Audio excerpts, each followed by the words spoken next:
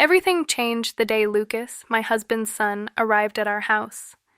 What began as a simple family gesture turned into a tale of desire, secrets and choices I can never undo between forbidden glances, tensions impossible, tour and the unexpected, intervention of Sophia, my husband's sister. My life took a turn I never imagined. Hello, darling. I'm not sure how you found your way here, but I know you won't be leaving anytime soon. This story isn't like the others. It will make you feel think and desire more than you ever imagined. Get ready. Your emotions might just spiral out of control.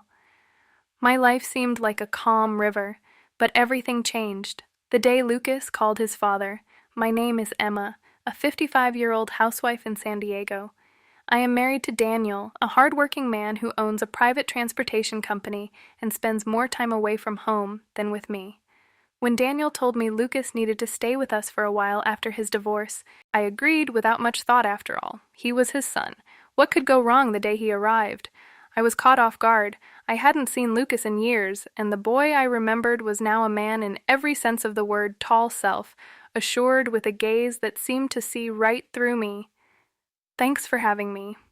Emma, he said with a smile that stirred an unfamiliar restlessness inside me.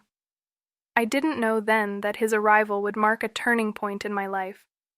Lucas wasted no time settling, and his energy filled every corner of the house, a strong yet subtle presence that night. During dinner, he spoke about his divorce with a calmness that surprised me. It was as if the weight of the situation didn't affect him at all. As he spoke, I couldn't help but watch him. His gestures, his steady voice, the way his eyes met mine whenever he answered my question. Questions. You have a different air about you.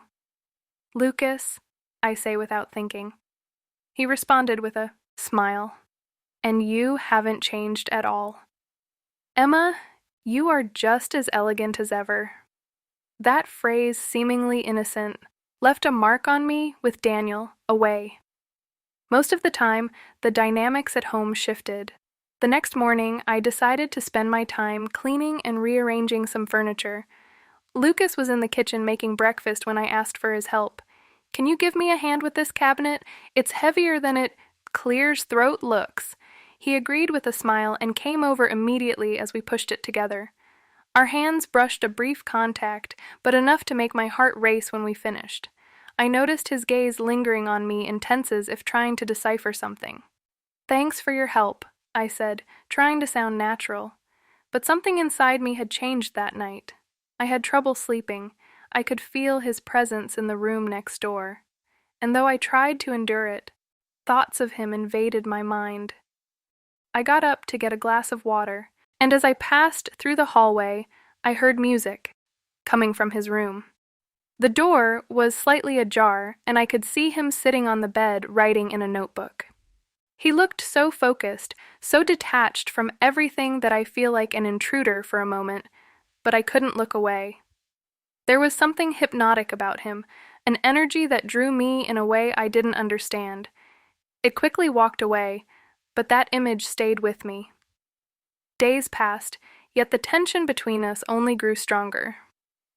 One afternoon, as Lucas was working out in the backyard, I stepped outside with a glass of lemonade. He was shirtless, and the sweat traced every muscle of his body when I offered him the glass. Azocked again. Thank you, Emma, he said, his voice carrying a tone that left me speechless. My cheeks flushed, and I hurried back into the house. But deep down, I knew this wasn't just my imagination. Something was happening between us, something unspoken, but impossible to ignore that night. As I was cleaning the kitchen, Lucas walked in to put something in the fridge.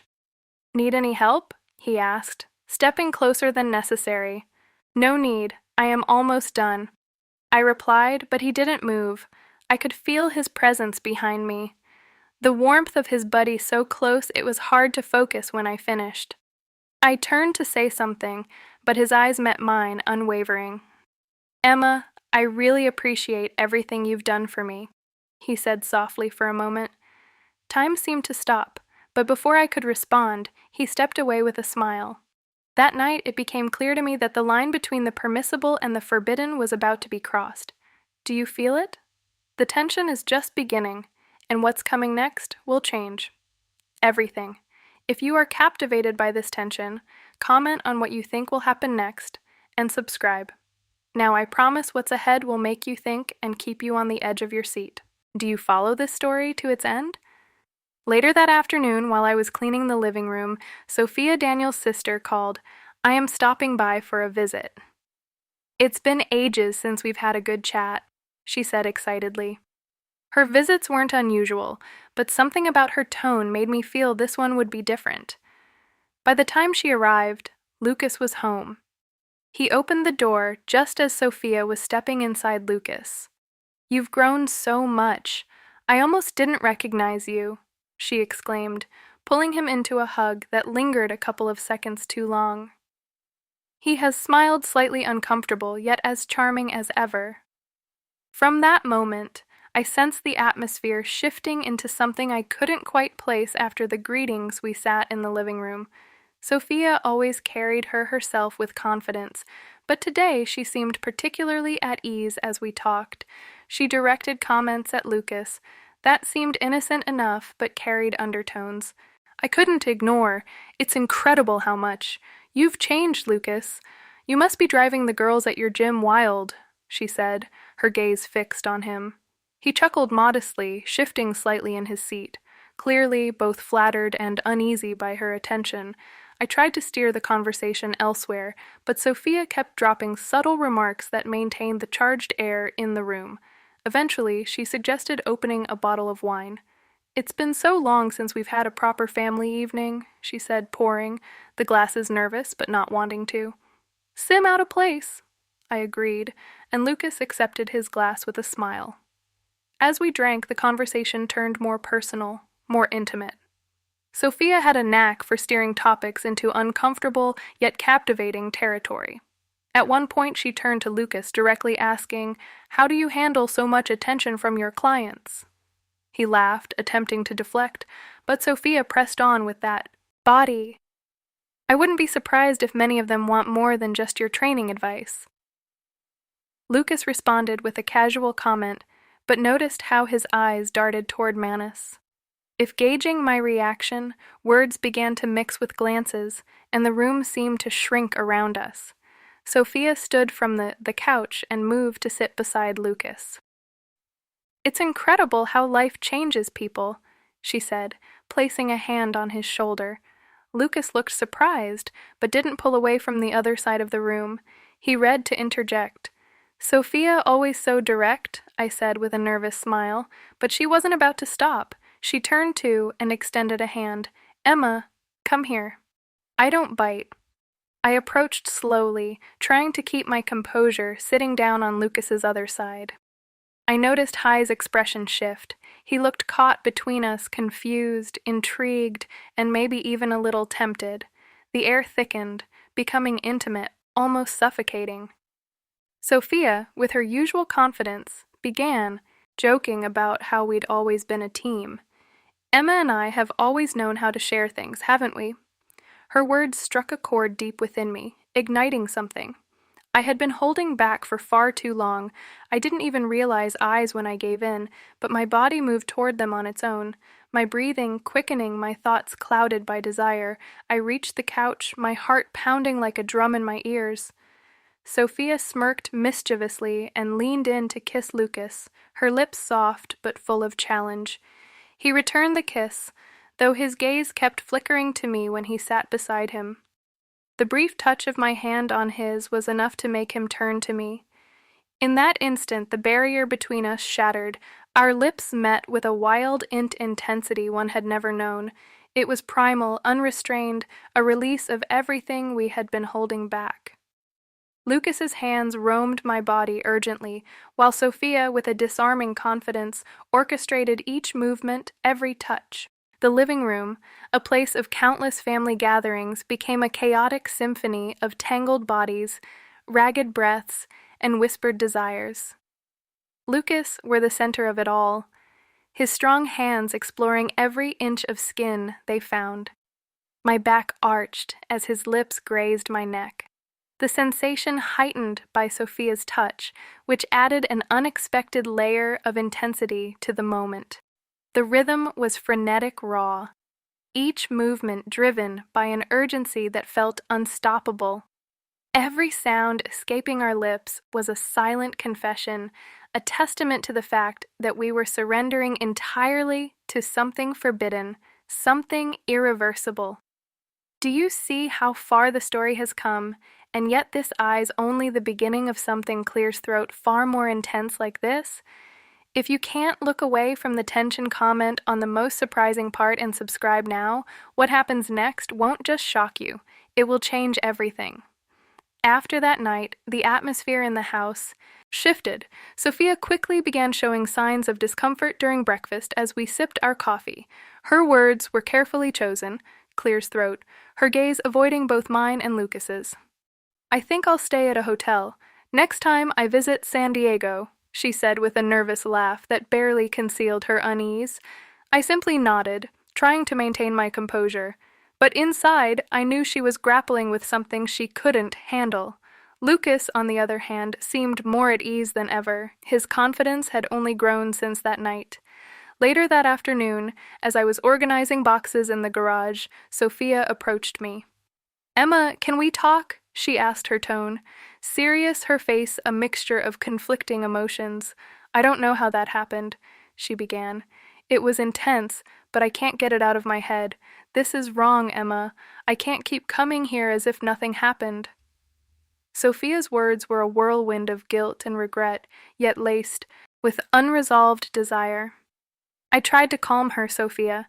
What happened was out of the ordinary, but it doesn't have to define us. We can leave it behind. But even as I said those words, I knew they were hollow. Nothing about that night could be erased. While Sophia wrestled with her guilt, Lucas seemed resolute, determined to relive what had transpired that evening after dinner. He found me in the kitchen washing dishes. "Emma, can we talk?" he asked, stepping closer. With a look, I had come to recognize I set aside what I was doing, and followed him into the living room. "I can't stop thinking about you." He confessed Hizzard's bold and unwavering his honesty, hit me like a thunderbolt for a moment. Stood in silence, searching for air spots that wouldn't come. "Lucas, this can't keep happening," I said, trying to sound firm, but with the confidence he'd grown into, he stepped closer. "You know, this isn't just physical," he said, his voice steady. "I feel it every time. We're near each other." His words made me falter again. The next day, Sophia decided to leave earlier than planned. "Thank you for everything, Emma," she said, giving me a quick hug. Her eyes were full of emotion, but she didn't say anything more. Lucas saw her off with a smile as if everything was perfectly fine. But I knew Sophia wouldn't be coming back any time. Soon her departure left a void in the house, but it also brought a strange sense of relief. It felt as though her absence gave Lucas more freedom to approach me without the weight of her presence that night. As I sat in the living room with a book, Lucas walked in and sat beside me. "Emma, I know you are struggling with this, but I need you to hear me." He said, his tone more serious than usual. His sincerity was disarming. I don't know how to explain it, but since I've been here, I feel something I've never felt before. I don't want this towed. His words were a mix of confession and plea, still trying to hold myself together. I replied, "Lucas, this has to stop. Daniel trusts us. This would ruin everything yet." Even as I spoke, I could feel my resolve crumbling that same night as I lay in bed trying to sleep. I heard footsteps in the hallway, the door to my room creaked open slowly, and there he was, Lucas, with a look that spoke more than words ever could. "I can't stop thinking about you," he whispered. I didn't respond. I stayed silent, caught between desire and guilt. He took a step closer than another until he was standing beside my bed. "Just tell me to leave and I will," he said, his voice soft but resolute. But those words never left my lips. Instead, I let him come closer, and in that moment I knew I had crossed the line once again. My body had made its decision. Long before my mind could catch up, I didn't stop him as he moved closer. I could feel his warmth even before he touched me. And when his hands CD my face, the world ceased to exist. The first touch of his lips was a spark igniting, something uncontrollable within me. His mouth moved with a mix of urgency and tenderness, unraveling every defense I had. I surrendered my hands instinctively, seeking his body, feeling the hard contours of his muscles beneath my fingers. Lucas didn't take long Taulet passion, take the lead. His hands roamed my skin, sliding along my neck and down with a firm touch that sent shivers through me when he lowered me onto the weight of his body pressed against mine, trapping me in a pleasure. I didn't want to escape his mouth, explore every inch of my skin with a devotion that left me breathless. His hands were strong and deliberate, each caress setting me ablaze I couldn't hold back, the sounds escaping my lips as his rhythm grew hungrier, more intense when our bodies finally became one. It was as if everything we had, suppressed, erupted. At taunts, there was no room for hesitation, only the consuming desire that overtook as my breath mingled with his each movement, drawing responses from me that I couldn't control in that moment. Nothing else existed. His body pressed against mine, his hands marking every inch of my skin, his whispers brushing against my ears. It was wild and freeing, a whirlwind. I didn't want to escape. What would you have done in my place? Subscribe because this isn't the end. The inevitable has only just begun a few days later. Daniel returned from his tripex hostage, but in good spirits as always. His smile filled the house with a sense of calm that felt almost cruel. Couldn't look at him without feeling the weight in my chest as he talked about work and the new contracts. He was negotiating. All I could think about was what had happened in his absence as Lucas settling. And well, he asked sincerely and audited, forcing myself to stay composed. Lucas, sitting casually on the living room couch, answered smoothly. Yeah, everything's great. Dad, thanks for letting me stay here. His tone was so natural that for a moment I wondered if he was handling this secret far better than I was. Sophia had called since she left weeks past, without a word until I received a message. Emma, I can't keep going like this. I've decided to move away for a while. I need to clear my head. I stared at the text, feeling a mix of relief and sadness. I knew her departure was an escape, but I also understood that she didn't have